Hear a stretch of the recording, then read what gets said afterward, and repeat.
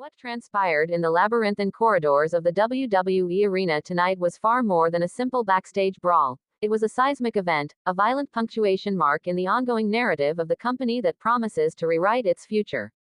The air, thick with the usual pre-show anticipation, was abruptly charged with a different, more dangerous energy, the kind that precedes a storm. It began in a pocket of deceptive calm.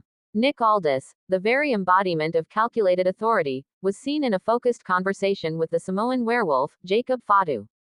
Fatu, a force of nature who has been carving a path of destruction through the roster with primal intensity, stood listening as Aldis, a man not known for frivolous praise, offered his respect. Aldis's words were measured, acknowledging not just Fatu's devastating in-ring prowess, but the intangible qualities he possesses: an authentic fearlessness, a disciplined ferocity, and a commanding presence that cannot be taught. He spoke of a need for men who don't just perform under the bright lights, but who reshape the very landscape around them. The invitation was clear: a private audience in Aldis's office, a discussion that hinted at futures, alliances, and a potential recalibration of the entire power structure. It was a pivotal moment, a passing of the torch being gently offered. And in that exact second, the torch was violently snatched away. As if summoned from the depths of Drew McIntyre's most profound frustrations, the Scottish warrior erupted into the scene. This was not the calculated challenger or the proud champion the world knows. This was a man unhinged, a torrent of raw, unfiltered fury.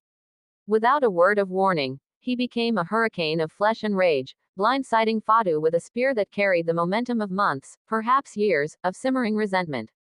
The impact of Fatu's body against the cold concrete wall was a sickening crack that echoed like a starting pistol for the chaos that followed. McIntyre's assault was not a fight, it was an exorcism. He was not merely trying to injure Jacob Fatu, he was trying to erase him, to dismantle the very threat he represented. He drove Fatu into stacks of heavy metal crates, the sound of screeching steel and shattering equipment providing a brutal soundtrack to his rage. His roars were barely coherent, a guttural litany of perceived disrespect and a battle for dominance he felt was being stolen from him. When he seized a heavy equipment cart and used it as a battering ram, it was the act of a man trying to weaponize his entire environment to make a statement: I am here, and I will not be overlooked. The intervention, when it came, was as significant as the violence itself. Nick Aldis, his composure shattered by the sheer brutality, physically threw himself into the maelstrom. He was no longer just a general manager, he was a man trying to hold his world together. Shoving McIntyre back, he planted himself as a human barrier, his voice cutting through the fury with the sharp authority of a man who knows the cost of such chaos. The standoff was electric. McIntyre, chest heaving, his eyes burning with a venomous fire, looked past Aldis at Fatu, and in that glare was a declaration of war more eloquent than any promo. Aldis held his ground, a king trying to calm two warring titans on the precipice of destroying his kingdom. But the true climax of the evening was not McIntyre's rage, nor Aldis's intervention. It was Jacob Fatu's response. Battered, blood tracing a path down his temple, he refused the helping hands of the medical team. With a terrifying, quiet intensity, he pushed himself to his full height. His body was bruised, but his spirit was utterly unbroken.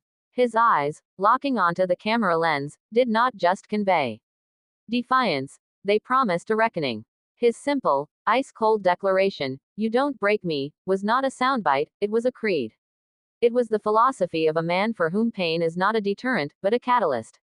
In the aftermath, the three men formed a trinity of conflict that will define WWE for the foreseeable future.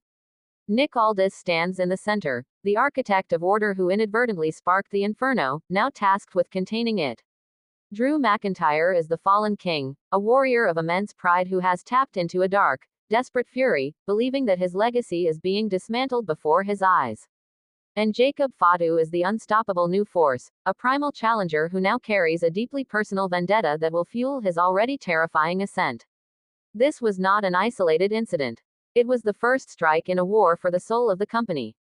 The question is no longer if these forces will collide again, but what will be left standing when they do. The battlefield is set, the lines are drawn, and the entire WWE universe is now holding its breath, waiting for the explosion that will inevitably follow.